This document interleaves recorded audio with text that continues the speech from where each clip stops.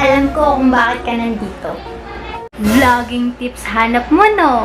Kung gusto mong malaman kung ano yung mga vlogging tips na pwede kong ma-share sa'yo, subscribe ka muna.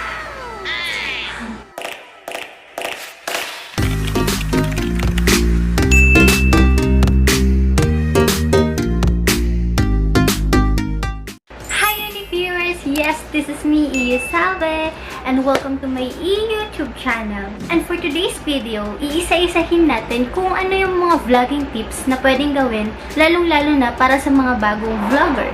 Alam nyo bang effective yung mga ito? Kasi, based on my own experience na rin, tapos galing din sa mga ibang vlogger. Number 1. Prepare your gear. Karamihan sa atin, ang gamit nating camera is phone.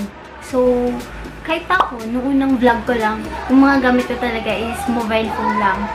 I-check nyo yung capacity ng phone nyo para malaman nyo kung meron pa kayong storage. Or pwede rin kayong gumamit ng USB, na memory card for additional storage. At lahat ng yun guys, sana naging oh my god, memory full! Always check your battery percentage para malaman nyo kung kailangan nyo nang mag-charge. Or naman kaya pwede kayong magdala ng power bank para meron kayong spare. Ayun guys, sana ano ba yan? Lowbat pa?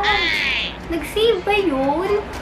Linisin nyo rin yung camera lens para maging mas maayos at malinaw yung quality ng video.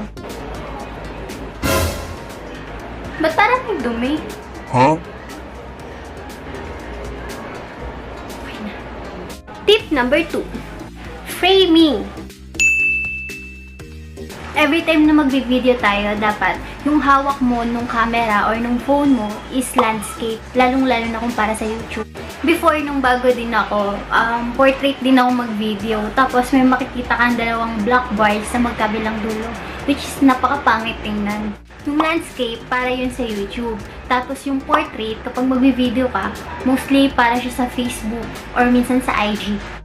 Hi guys! Welcome to my YouTube channel and say hello para sa dalawang black bars na nasa gilid ko.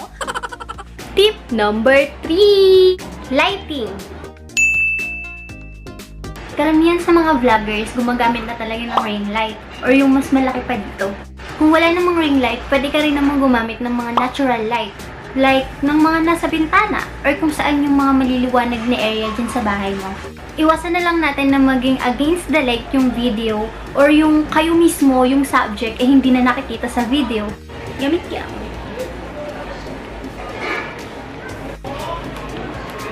Ayan. Uy! Tip number 4. Sound. Isa sa mga nagugustuhan ng mga viewers yung maayos at malinaw yung naririnig nila or yung sound and voice quality mo. Para mas malakas yung boses niyo sa video, mas maganda kung gagamit kayo ng mini microphone or lapel tulad nito.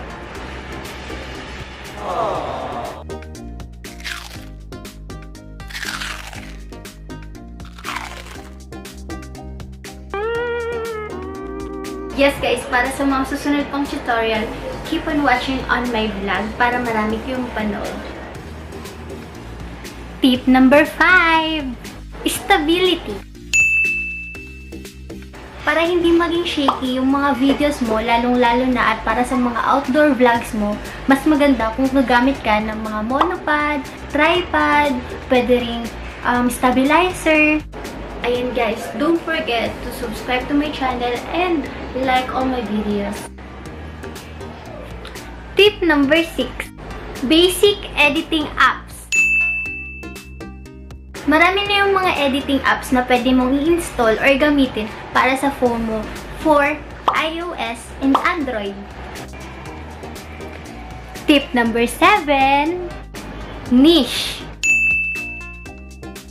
Ito yung laman ng YouTube channel mo and tinatanong sa'yo ng mga tao, lalong-lalo na pag nalalaman nilang vlogger ka. Kung magaling kang magluto, yun yung mga videos mo. Kung magaling ka namang mag-makeup, fashion, lifestyle, tutorial, yun yung mga niche mo. Pwede na rin halo-halo yung ginagawa mo sa YouTube channel. Para hindi malito yung mga viewers mo, gagawa ka na lang ng playlist para madali nilang hanapin. Psst! Uy! Vlogger ka pala. Tungkol saan yung mga videos mo? Mayroon pa mag-vlog? Tip number 8. Body gesture. Sanayin mong nakatingin ka lagi sa camera lens mo para maging eye-to-eye contact kayo ng mga viewers mo. And guys, nakikita nyo ba yung mata ko? Nakatingin ako sa inyo. Eye-to-eye contact to. Ayan, nakatingin ako sa screen. Nag-enjoy ba kayong kausap ako? Hahanap ka kung saan ka mas komportableng angle. And that's it guys for today. Oh my god, ang pangat ko dito. Really, nigga? Bawasan yung hand movement para hindi ma-distract yung mga viewers mo. Ang dami nating natutunan dahil sa vlog na ito. And hopefully sana marami kayong malaman and marami din kayong i-share sa mga kilala nyo dahil sa vlog na ito. Thank you so much for watching. Tip number 9. Content is the key. Mag-iisip ka ng content na informative and entertaining as well para sa kanila. Then, mas maganda kung masasagot ng vlog mo yung mga katanungan nila.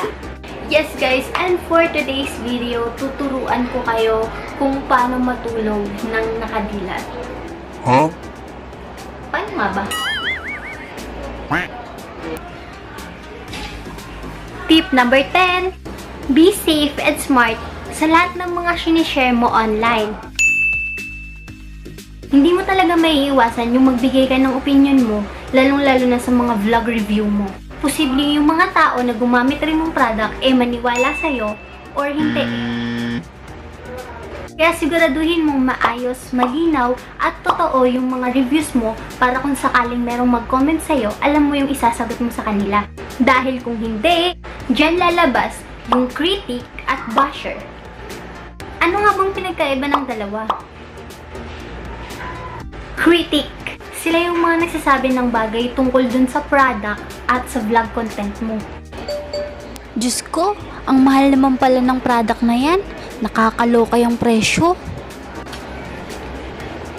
Sige po, next time, hanap po ako ng bagong i-review na mas mura and affordable. Mura, affordable, isa lang yun, di ba? Basher. Nagsasabi ng mga bagay na hindi tungkol sa vlog mo. Ang pangit mo, saka ang pangit-pangit ng mukha mo. Grabe siya sa akin.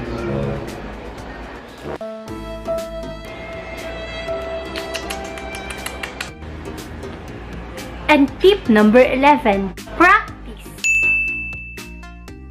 Para maging smooth yung mga videos mo, pwede ka namang mag-practice harap ng salamin or ng camera. Or pwede ka namang gumawa ng ganito. Sinusulat ko muna lahat ng outline ng vlog ko para wala akong makakalimutan. Nandito rin lahat ng vlog content ko and ideas ko. What's up guys? What's up guys? Hi guys! Hello! Welcome to my YouTube channel.